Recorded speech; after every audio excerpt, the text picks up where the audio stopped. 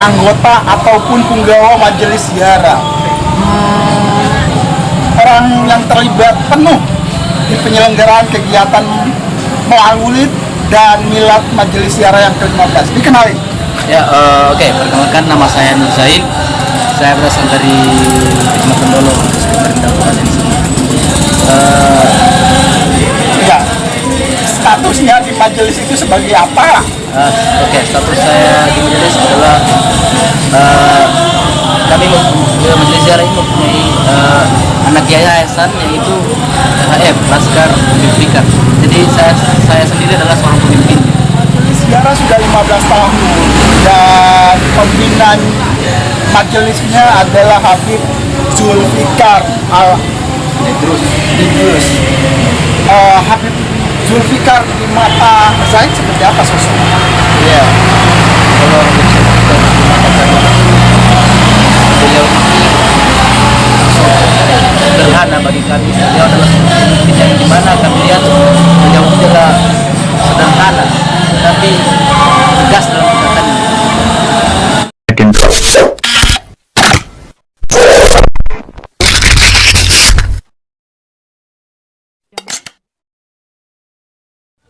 اللهم صل وسلم وبارك على آله فاهتز العرش طربا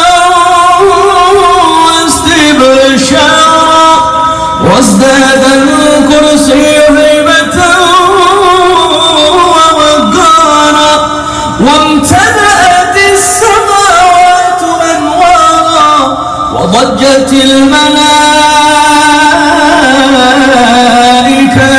تهليلا وتمجيدا واستغفارا. سبحان الله، الحمد لله، ولا إله إلا الله، والله أكبر. سبحان الله والحمد لله ولا إله إلا الله، والله أكبر. سبحان الله والحمد لله ولا إله إلا الله، والله أكبر. ولم تزل أمه ترى أنواعا من فخره وفضله إلى نهاية تمام حمله، فلما اشتد به انطلق بإذن رب الخلق وضاعت الحبيب وضاعت الحبيب وضاعت الحبيب وضاعت الحبيب صلى الله عليه وسلم ساجدا شاكرا حامدا كأنه البدر في تمامه. صلى الله على محمد صلى الله عليه وسلم. صلى الله على محمد صلى الله عليه وسلم. Allah Subhanahu wa ta'ala berfirman dalam Al-Quran, wa kadzalika ja'alnakum ummatan wasatan litakunu syuhada'a 'alan nas wa yakuna rasulu 'alaikum syahida. Ya Rasul, kami telah menjadikan kalian sebagai umat yang adil, umat yang di tengah-tengah, umat yang di mana kalian akan menjadi saksi kepada semua manusia, dan Rasul kalian pula akan menjadi saksi bagi semua manusia yang sebelumnya. Sehingga dalam Sahih Bukhari diceritakan dan diriwayatkan bahwa ketika Nabi Nuh di yaumil qiyamah dipanggil oleh Allah Subhanahu wa ta'ala, ya Nuh, wahai Nabi Allah Nuh, hal balagta risalati, apakah engkau telah menyampaikan kepada umatmu tentang risalahku? Nabi Nuh mengatakan, qad balagtu ya Allah, labbaik wa sa'daik ya Rabb, qad balagtu risalatak. Wahai Allah yang Maha Agung, aku telah memberikan dan menyampaikan daripada risalahmu. Ditanyakan umat Nabi Allah Nuh, hal balaghakum risalati, apakah benar Nabi kalian? Wallahu a'lam bihaqikatihi, dan Allah Maha mengetahui tentang hakikatnya. Apakah benar Nabi kalian telah menyampaikan risalahku? Umatnya mengatakan, ma'atana min nabi, tidak ada yang memberikan kami peringatan, tidak ada yang memberikan kami tentang hal-hal daripada risalahmu ya Allah. Sehingga Nabi Allah Nuh, sehingga Allah mengatakan kepada Nabi Allah Nuh, ayo Nabi Allah Nuh, apa bukti, apa saksimu sehingga kau mengatakan bahwasanya risalahmu telah engkau sampaikan kepada umatmu? Nabi Nuh mengatakan, ya Allah, saksiku adalah Nabi Muhammad dan umatnya. Sehingga ditanyakan kepada Nabi Muhammad dan umatnya, hal balagta risalat Nabi Nuh? Kata umat Nabi Muhammad mengatakan, tidaklah sampai kepada kami risalah daripada Nabi Muhammad kecuali telah disampaikan risalah-risalah nabi-nabi sebelum kami, telah disampaikan nabi risalah-risalah daripada Nabi Allah Nuh kepada umatnya. Sehingga Allah mengatakan Nabi Muhammad sebagai saksi kebenaran daripada semua umat-umat terdahulu. Sehingga dibacakan oleh Abdullah bin Mas'ud ketika diperintahkan oleh Rasulullah, hai Abdullah bin Mas'ud, bacakan ayat-ayat tentang ayat Al-Quran. Sampailah Abdullah bin Mas'ud kepada satu ayat, wa kaifa idza ji'na min kulli ummatin bisyahidin wa ji'na bika ala haula'i syahida. Bagaimana wahai Nabi Muhammad, kami datangkan engkau nanti di hari kiamat sebagai syahid dan engkau sebagai saksi, dan semua umat-umat terdahulu engkau memberikan saksi kepada mereka atas kebenaran dakwah nabi-nabi mereka. Nabi Muhammad terus menangis atas kemuliaan yang Allah Subhanahu wa Ta'ala berikan.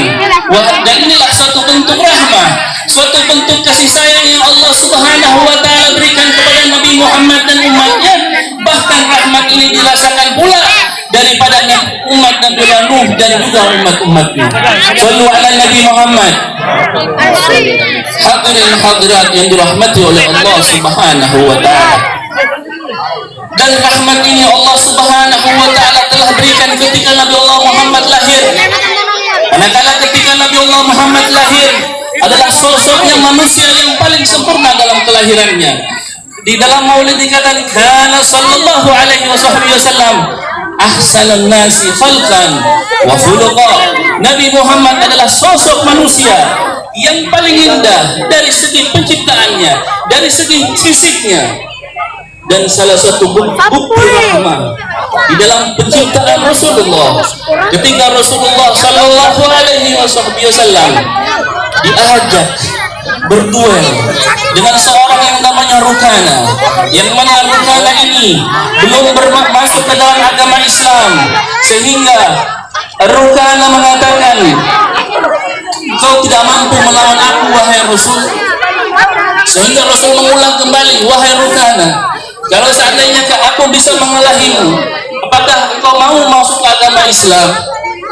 Sehingga diterima ajakan dan tawaran Nabi Muhammad itu. Satu kali pertandingan Rukana banting dan jatuh dan kalah melawan Nabi Muhammad sallallahu alaihi wasallam. Kekuatan Nabi Muhammad, kekuatan dan kehebatan Nabi Muhammad mampu mengalahkan sosok Rukana yang begitu luar biasa, yang tidak pernah terkalahkan di sebelumnya. Sehingga penciptaan dan kekuatan Nabi saja mampu memasukkan orang yang tadinya bukan beragama Islam masuk ke agama Islam. Cuma dengan kekuatan Nabi Muhammad sallallahu alaihi wasallam.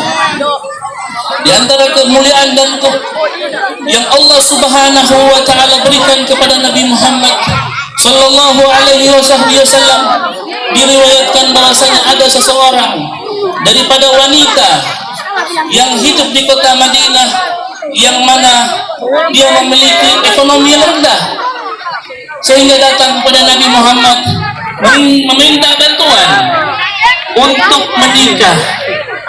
Datang kepada Nabi Muhammad, ya Rasulullah. Bapaknya datang kepada Nabi Muhammad, ya Rasulullah, putriku ini ingin menikah, akan tetapi dia tidak memiliki wangi-wangian yang bisa dia gunakan. Sehingga Rasulullah Shallallahu Alaihi Wasallam memberikan sedikit daripada keringatnya, diletakkan dalam satu botol dan diberikan kepada orang tua tersebut, dan dikatakan, berikan ini dan gunakan ini kepada putrimu. Dipakaikan daripada keringat Rasulullah dan dioleskan ke tubuh wanita putri tersebut. Wangi daripada bau keringat Rasulullah tercium di seluruh kota Madinah. Semua mencium wangi-wangi daripada tubuh wanita tersebut. Para ulama katakan, kalau di dalam fikih dikatakan wangi-wangian yang digunakan wanita manakala tercium daripada orang yang bukan mahramnya, dosanya seperti orang yang berzina. Tetapi di sini kita tekankan bahwasanya ini bukan wangi-wangian yang dia gunakan, melainkan keringatnya baginda Rasulullah Sallallahu Alaihi Wasallam. Sallu ala Nabi Muhammad. Kita di dalam surga yang nanti bersama baginda Rasulullah Sallallahu Alaihi Wasallam, berdekatan dengan Rasulullah Sallallahu Alaihi Wasallam. Rabbana atina fid dunya hasanah wa fil akhirati hasanah wa qina adzabannar. Sallallahu ala sayyidina Muhammadin. Begitu maju, kita lihat apa yang terjadi di negeri lain. Ada perkumpulan yang tidak tahu apa yang mereka harapkan. Dalam perkumpulan itu kurang lebih hampir 200 orang mati. Subhanallah. Ini bola kaki. 200 orang mati. Saya buka apa masalahnya. Ternyata mereka menyatakan kami harus menang. Kalau tidak menang, pantang pulang sebelum mati. Berarti mereka minta mati di sana. Kita tadi di sini baca selawat, baca doa, baca minta supaya kita bersama Nabi, bersama ulama, bersama para satul anbiya. Ini pasti dikabulkan oleh Allah Subhanahu. Subhanallah. Ada lagi kita lihat acara Halloween. Perkumpulan Kalomba. Berapa yang mati? Subhanallah. Tapi kita dikirim oleh majelis ziarah. Takbir buat majelis ziarah. Ini ulang tahun yang ke-15. Iya. Pertanyaannya, majelis ziarah sudah 15 tahun. Ya ke depan tidak boleh lagi begini majelis ziarah. Harus sudah, ini harus teh yang mantap, biar lebih mantap ke depan. Iya, kalau bisa kita pasang itu yang seperti di Masjid Nabawi, karena kita membesarkan Nabi, kita juga harus besar. Orang yang membesarkan Nabi Muhammad pasti dia ikut besar. Insya Allah. Jadi ke depan harus pasang tenda. Iya, kita bikin bargaining dengan siapa yang mau jadi bupati. Kalau tidak, jangan bikin bargaining. Main kasar sekarang. Hadirin wal hadirat yang dimuliakan oleh Allah Subhanahu wa taala. Ini majelis sesuatu yang begitu dahsyat. Yang hari ini dia berada di jalan Habib Muhammad. Subhanallah. Habib Muhammad. Wah, yang kita rayakan Maulid Nabi Muhammad. Subhanallah. Majelis ziarah dahsyat. Jadi kita pertahankan tanggung jawab kita semua. Apa yang kita bisa berikan. Ini tadi tidak ada yang dikecewakan oleh Nabi di hari kemudian nanti. Apa yang kita bawakan, baik itu sekecil telur atau baik ulunya, semua akan diperhatikan oleh baginda. Tidak ada. Jangan bilang oh ini sekedarnya. Tidak. Nabi tidak mau berhutang budi. Nabi akan balas segala jerih payah orang yang ikut andil di dalam merayakan Maulid Nabi besar Muhammad Sallallahu Alaihi Wasallam.